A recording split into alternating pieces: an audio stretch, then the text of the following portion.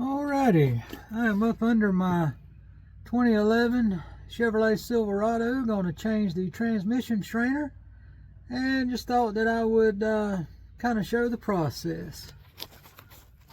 Let me get up, turn this back, see if I can get the pan.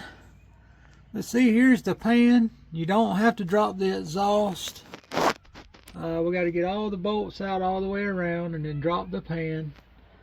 And there's my drain pan. This is my little setup because my driveway is gravel and I'm doing this at home. I got this old rug that we no longer use in the house. I used to lay on, but it's pretty simple. You know, you just take the pan off. You do have to take the shifter linkage off. It goes on the side, like right there. Let me see if I can get a little better. Like right there, you have to take that off. It's got two bolts, one there, one back here. They come down from the top and they are a torque bit. Hang on and let me see. It is a T40 torque bit. My glasses is wanting to raise up and fall crazy, but a T40, but they come down from the top. If they hadn't been off in a while, it's going to be hard to get them out. But this is the second time I'm changing the fluid and strainer. First time for the strainer, second time for the fluid. So let me get the pan off and I'll give an update and show how to actually get the strainer out. Okay, got it going. I do have it off. This is what it looks like. And the fluid, you can't really tell by the camera. Let me see if I can get it to run out. See, it's still pretty red. I mean, there is some, you know, dirt, and it is a little dirty, but I tell you, that big white 24-foot enclosed trailer with it, and my Camaro in there, that's probably, the Camaro's 3,000, 3,100. I would say that trailer is 320, I don't really know, between 2,000 and 3,000 pounds. So let's say 6,000 pounds.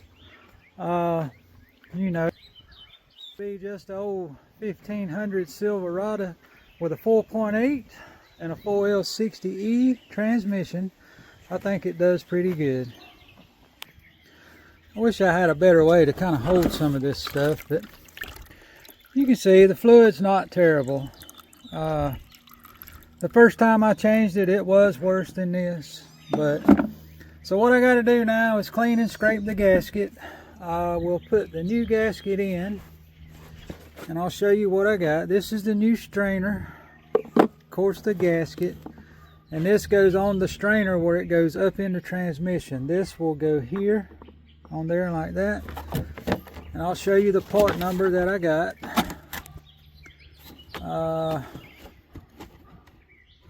I guess that's it. It's just a Duralast. I got the cheapest one, TF351, because they're all paper style strainers. I don't know if they make a wire strainer for this anyway. But so let me get this clean and we'll get her put back together. Oh, and you can see on the magnets, I mean, yeah, there's some goo on there, but I've never took a transmission apart where there wasn't a certain amount of goo on them. That's the reason they're in there. All right, I got the pan off and clean. I keep lacquer paint wash thinner in my little sprayer right here, and I cleaned this and I just stood the pan up and I sprayed it all the way around to get this dry. You can use any RTV, but I use or am using the Ultra Copper just because I have it. But what I'm going to do is put a thin bead, I mean like thin, just to stick the gasket to it, around the pan, and then I will clean the bottom of the transmission. I think there's one little piece stuck on there, and we'll move forward.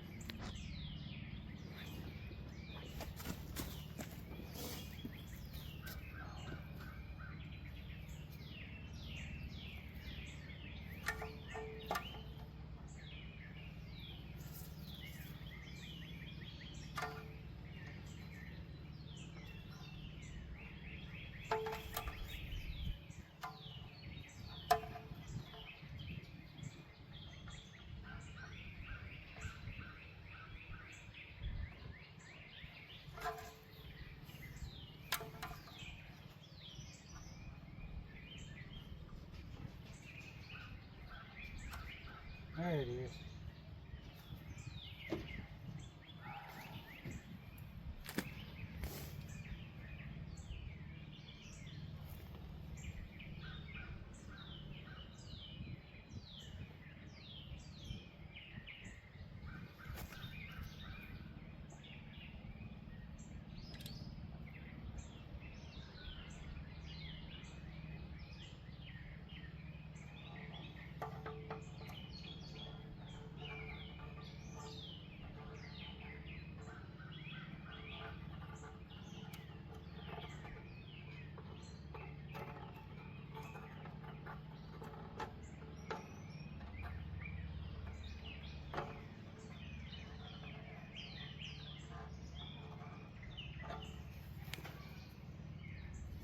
Very, very thin. There's several other things you can use, you know, but you're just sticking the gasket to the pan where it don't move around, slide off, and all of that crap while you're putting it back on. If this truck does really well, which it has been, I'm gonna get a aluminum thinned pan for it. Because I will always have something to tow.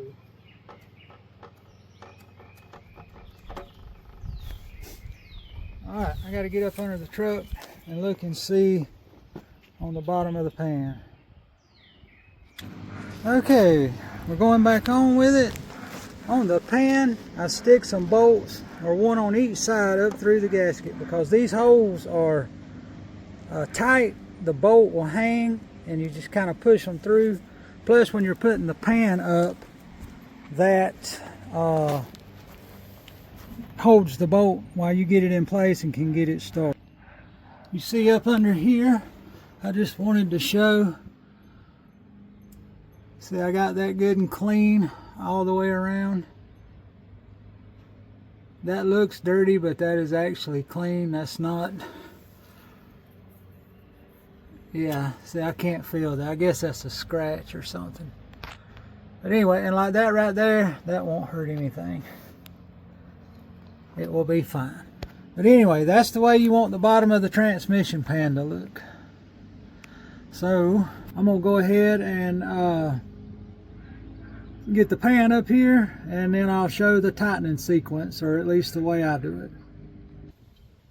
Okay, I don't know how good that's going to work, but that's the best I can get the camera to set. But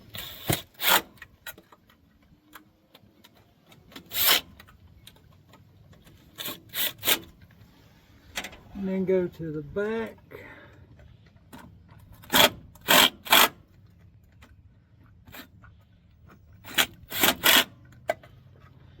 And notice I'm just barely letting them bump. We'll tighten them here in just a second.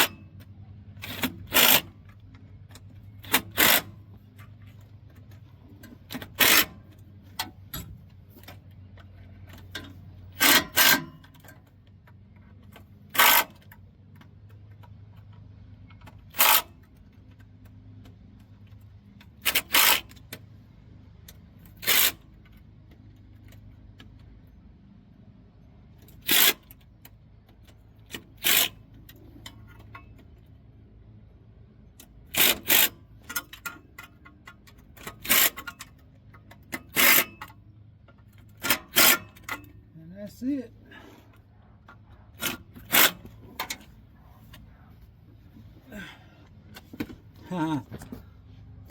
Torqued to spec, so to speak. But so now I've got to put the 2 bolts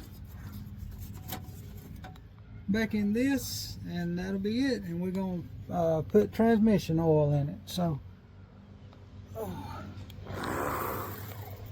let me get out from under here, pause this, and I'll get back at it here in just a second. Alright, last part of the job. This is transmission oil I'm going to put in it. That is a new, as you can see, Valvoline type oil. It is a Dextron 6 compliant or equivalent. And of course, I just put it in the dipstick back there. I'm going to put 4 quarts to start with. I'm pretty sure it's going to hold 6, but we'll put the 4 in and make sure and crank it up and all that stuff and check it and make sure it's topped off. Alright, I put 6 quarts. As you can see, that's put 2 quarts out of that. I think, let me make sure this is, yeah, 1 US gallon. So I put 1 full and then 2 quarts out of that jug, and it put it just a tick, over full, which when it gets hot should be perfect. And of course I will check it when I drive it and make sure it's good. So I'm gonna end this one here and catch you on the next one.